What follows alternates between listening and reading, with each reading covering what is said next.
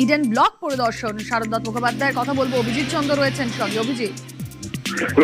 আজকে Kolkata medical college হাসপাতালে বিশ্ব মাতৃ দুগ্ধ সপ্তাহ একটা অনুষ্ঠান ছিল এবং বেঙ্গল অবস্টেট্রিক্স অ্যান্ড গাইনিকোলজিক্যাল সোসাইটির এই অনুষ্ঠান। সেখানে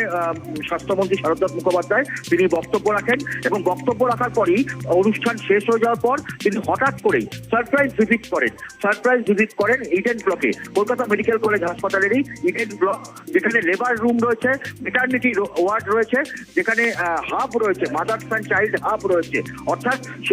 স্ত্রী ও প্রসূতি রোগ বিভাগ যেখানটা রয়েছে সেখানে তিনি পরিদর্শন করেন এবং তিনি সেখানে নার্সিং সুপার থেকে শুরু করে অ্যাসিস্ট্যান্ট সুপার বা ডেপুটি সুপারদেরকে তিনি জানান যে এই ইডেন ব্লকের সামনে সেখানে যেন প্রতি মুহূর্তে পরিষ্কার পরিচ্ছন্ন করা হয়। শিশু মায়েরা, প্রসূতি মায়েদের যত্ন করা সব থেকে বেশি প্রায়োরিটি সরকারের, এবং প্রসূতি মায়েদের ক্ষেত্রে যাতে কোনো রকম ভাবে সংক্রমণ না ছড়ায় এই ব্লকে চারপাশ যেন অত্যন্ত পরিষ্কার পরিচ্ছন্ন রাখা হয়। এবং একই সঙ্গে তিনি এই মুহূর্তে মায়েদের সঙ্গে কথা বলছেন যারা স্বাস্থ্যমন্ত্রী শারদাত মুখোপাধ্যায়, এবং তিনি প্রত্যেককে যেটা জানাচ্ছেন যে কোনো রকম সমস্যা হলে স্বাস্থ্য দপ্তর সব সময় পাশে থাকবে এবং প্রসূতি মায়েদের চিকিৎসা সর্বাগ্রে, শিশুদের